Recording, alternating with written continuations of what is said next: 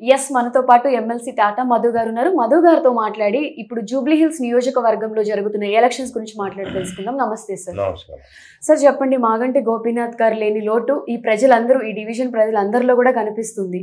ఇప్పుడు దీన్ని మీరు అందరూ ఎలా భర్తీ చేయబోతున్నారు? దురదృష్టం గోపీనాథ్ గారు లేకపోవడం అనేటువంటిది ఈ ప్రాంత బిడ్డలందరికీ కూడా ఒక 12 సంవత్సరాల పాటు సేవ చేసే భాగ్యం ప్రజలు ఇచ్చారు ఆయనకి.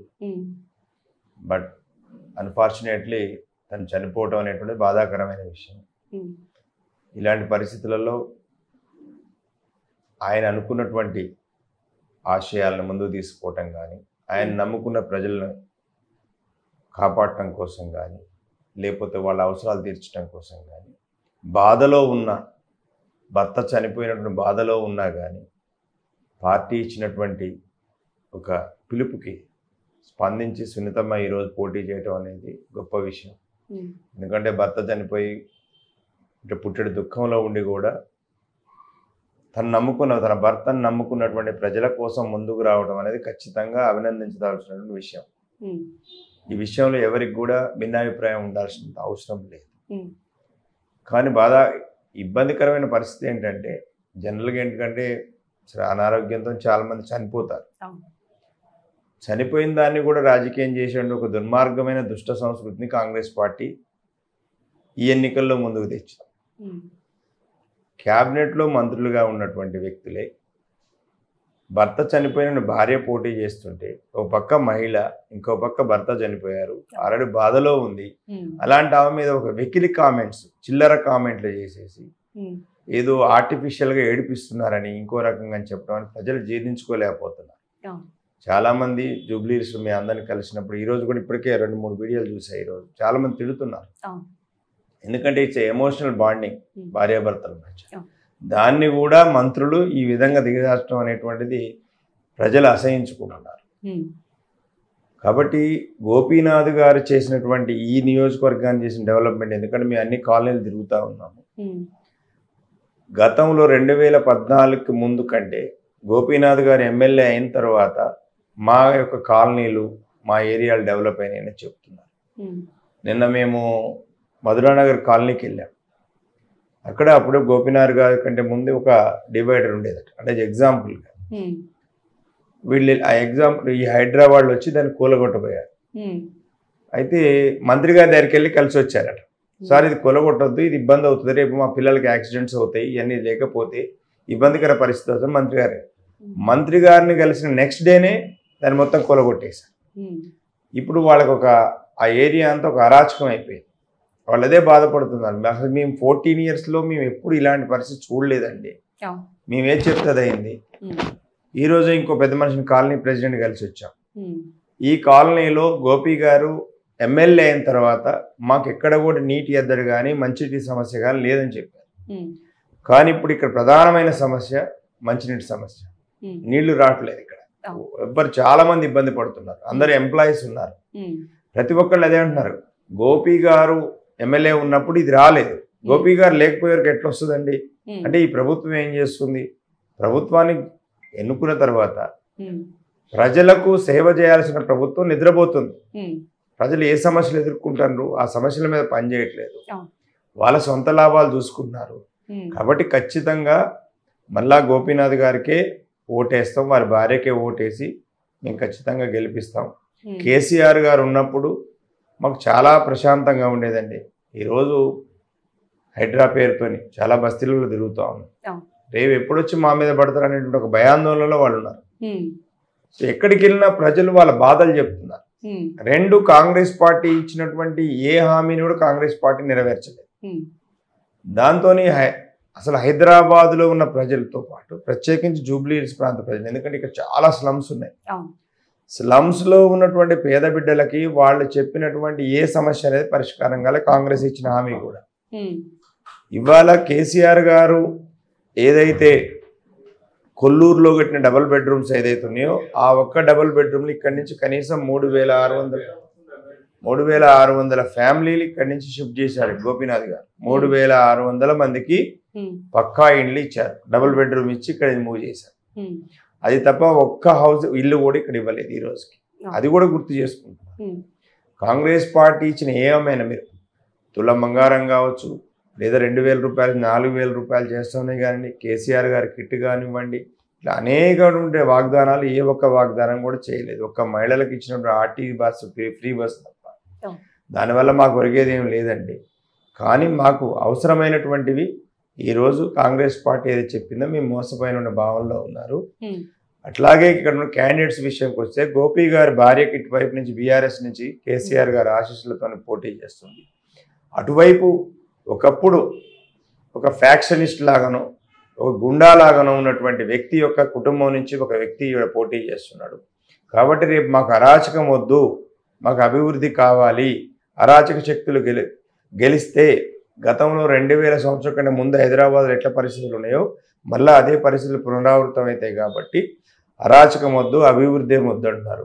హైడ్రా వద్దు, కేసీఆర్ ముద్దు అంటున్నారు. అందుకోసం ప్రజలు ఏమంటున్నారంటే ప్రశాంతత కావాలి, ఎక్కడికైనా వెళ్ళండి మీరు, మేము కేసీఆర్ గారికి ఓటేస్తామని చెప్తున్నారు.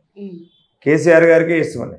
ఎందుకు అంటే కేసీఆర్ గారు తెలంగాణ రాష్ట్రం సాధించిన తర్వాత కేటీఆర్ గారి నాయకత్వంలో హైదరాబాద్ అటు రంగారెడ్డి విపరీతమైన డెవలప్మెంట్ జరిగింది.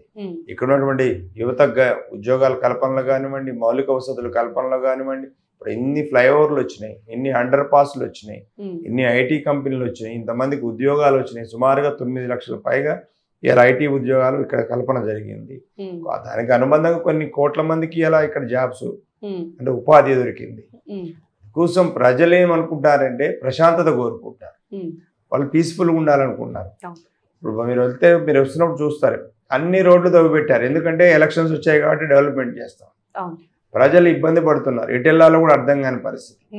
ఓ పక్క రోడ్ల సమస్య ఉంది, ఇంకో పక్క వాటర్ సమస్య ఉంది, మరో పక్క ఎలక్ట్రిసిటీ సమస్య ఉంది. నిన్న కంపెనీ ఓనర్ దగ్గరికి వెళ్ళాం, ఆయన చెప్తున్నాడు, సార్ మేము గవర్నమెంట్ అనుమతుల కోసం ట్రాన్స్ఫార్మర్ పెట్టడం కోసం 6 నెలలు అయింది మేము ఫీ కట్టి, గవర్నమెంట్ ప్రిస్క్రైబ్డ్ ఫీ కట్టి 6 మంత్స్ అవుతుంది, ఈ రోజు వరకు కనెక్షన్ ఇవ్వలేదు మాకు అని చెప్తున్నారు. గతంలో కేసీఆర్ గారు ఉన్నప్పుడు కానీ కేటీఆర్ గారు మినిస్టర్ ఉన్నప్పుడు కానీ మేము కట్టినటువంటి 1 వీక్ 10 డేస్లోనే మాకు కనెక్షన్ వచ్చేదని చెప్తున్నారు. అంటే చిన్న చిన్న విషయాలు.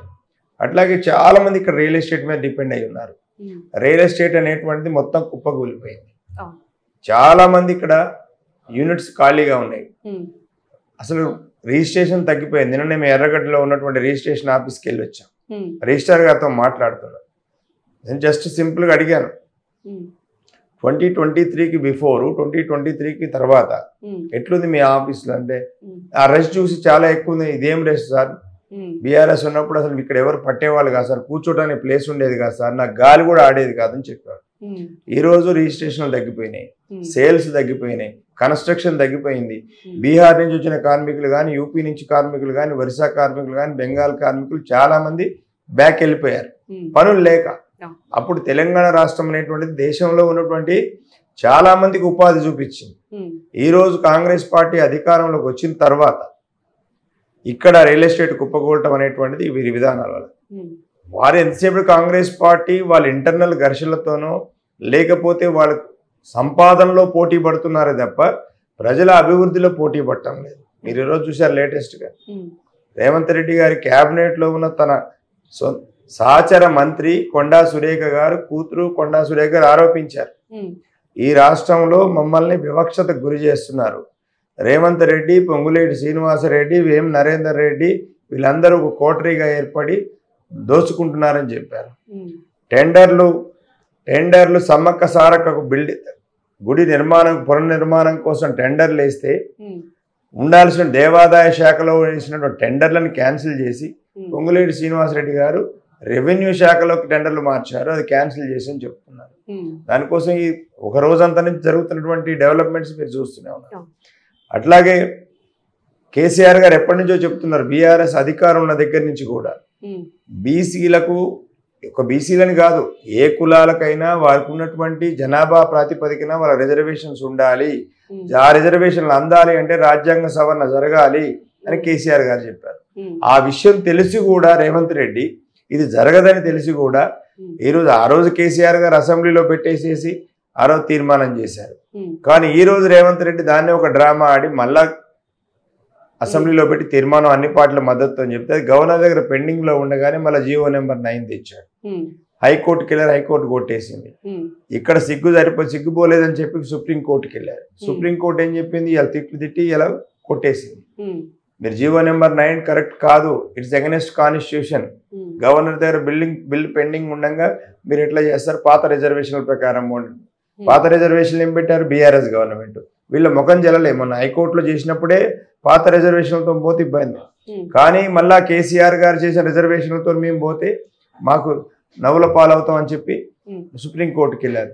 సుప్రీంకోర్టు కూడా చీవాట్లు పెట్టి ఇవాళ గవర్నమెంట్ ఇలా జీవో కొట్టేశారు. మరి ఏ ముఖం పెట్టుకుని రేవంత్ రెడ్డి గారు కాంగ్రెస్ గవర్నమెంట్ ఈ రోజు ఎలక్షన్స్కి వెళ్తారు? మళ్ళా పాత జీవో ప్రకారం వెళ్ళారు కదా. అంటే ఈ రోజు బీఆర్ఎస్ పార్టీ చెప్పింది వాస్తవమైంది. బీఆర్ఎస్ పార్టీ వాస్తవానికి దగ్గరగా వెళ్తుంది. కాంగ్రెస్ పార్టీ ఏంటంటే వాస్తవాలను విస్మరించి వాళ్ళు అనుకున్న సాధించడం కోసం ప్రయత్నం చేస్తున్నారు. దీంట్లో మోసపోయింది ఎవరైనా బీసీలు, బడుగు బలహీన వర్గాలు. చాలా మంది అనుకున్నారు, ఓ రేవంత్ రెడ్డి ఏదో మా చుట్టం, మాకు అన్ని చేస్తారు, కామారెడ్డి డిక్లరేషన్ చేశారు, అన్ని చేసేస్తారు అనుకున్నారు. కానీ రేవంత్ రెడ్డి ఆడింది ఒక డ్రామా, ఒక నాటకం అని ఈ రోజు అర్థమైపోయింది వాళ్ళకి. సార్, ఇప్పుడు మాగంటి గారు అంటే ఇక్కడ ఉన్న ప్రజలందరికీ కూడా మమ్మల్ని ఇంట్లో బిడ్డల్లా చూసుకుంటారు అనే అభిప్రాయం ఉండి చాలా మంది ఆయన పోయిన తర్వాత బాధపడుతూ ఉన్నారు. ఇప్పుడు ఈ ఎలక్షన్స్ లో ఎవరు గెలవబోతున్నారు? మీ విజన్ ఎలా ఉంది సార్ అసలు ఎలక్షన్స్ గురించి? మాగంటి గోపీనాథ్ గారు ఒక నిస్వార్థమైనటువంటి ప్రజాప్రతినిధి, ఇది 100%. ఎందుకంటే వరుసన 3 సార్లు ఎవరు గెలవరండి. ఇప్పుడున్నటువంటి రాజకీయాల్లో, ఇప్పుడున్నటువంటి అనేక రకాలైనటువంటి విపత్కర పరిస్థితులలో కులము, మతము, డబ్బు అన్ని ఫ్యాక్టర్స్ పనిచేస్తున్నాయి. కానీ కంటిన్యూస్ గా హ్యాట్రిక్ కొట్టినటువంటి ఎమ్మెల్యేగా, అంటే ఒక అరుదైనటువంటి సంఘటన. చాలా మందికి నాన్ స్టాప్ గా, దట్టు జూబ్లీహిల్స్ లాంటి కాన్స్టిట్యున్సీ. రూరల్ కాన్స్టిట్యున్సీ అంటే డిఫరెంట్, ఎందుకంటే బాగా చదువుకున్నటువంటి వాళ్ళు, వ్యాపారస్తులు, ఉద్యోగులు, రకరకాలైనటువంటి సామాజిక వర్గాల యొక్క పొందుకున్నటువంటి నియోజకవర్గం ఇది. ఇక్కడ 3 సార్లు గెలవడం అనేటువంటిది అది ఆయనకే సాధ్యమైంది. ఆయన చేసిన కృషి వల్ల సాధ్యమైంది. ఆయన ప్రజలతో ఉన్నటువంటి అటాచ్మెంట్, బాండింగ్ వల్ల సాధ్యమైంది అనేది నేను భావిస్తున్నా.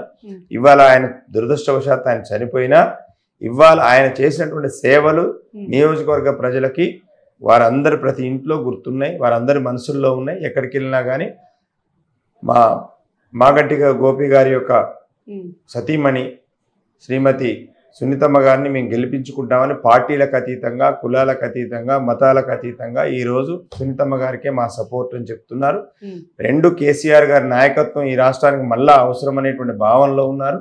కేటీఆర్ గారు లాంటి మంత్రిగా ఉండే అంత అనుభవం ఉన్నటువంటి వ్యక్తి యొక్క మార్గదర్శకత్వం ఈ సిటీకి, ఈ నగరానికి అవసరము. ఎందుకంటే కేటీఆర్ గారి నాయకత్వంలోనే ఈ యొక్క సిటీ డెవలప్ అయిందనే భావన చాలా మంది యువతలో ఉంది. డెఫినెట్గా ఖచ్చితంగా మేము బీఆర్ఎస్ పార్టీ భారీ మెజార్టీతోని జూబ్లీహిల్స్ కాన్స్టిట్యున్సీని గెలవబోతున్నాం. 100% అరాచకానికి ఇక్కడ స్థానం లేదు.